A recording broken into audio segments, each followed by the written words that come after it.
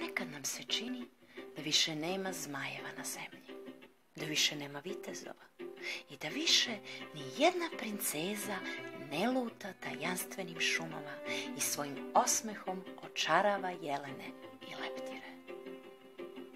Ponekad pomislimo da živimo u vremenu bez granica, bez pustolovina, da je sudbina negde daleko, s one strane obzorja i da su sjajne utvare odavno odjahale, da se više nikada ne vrate. Veoma mi je drago što nismo u pravu.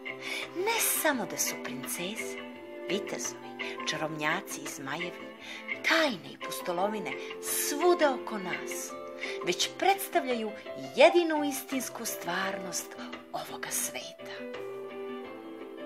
Tokom ovog stoleća, naravno, promenio se način odevanja. Zmajevi danas nose uniforme vladinih činovnika, isledničku odeću i opremu za uništavanje. Grozni demoni društva će se uz jezivi urlik stuštiti na nas ako samo podignemo pogled ili skrenemo desno na uglu ulice gde su nam rekli da je dozvoljeno isključivo skretanje u levo.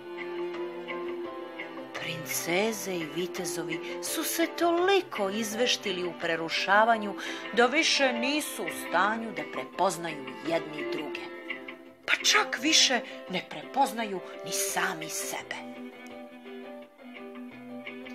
Ipak, gospodari stvarnosti nas još uvek posećuju u snovima, govoreći nam da nismo izgubili štit koji nas brani od zmajeva i da još uvek posedujemo ogromnu snagu munje koja nam omogućava da menjamo svet kad god to poželimo.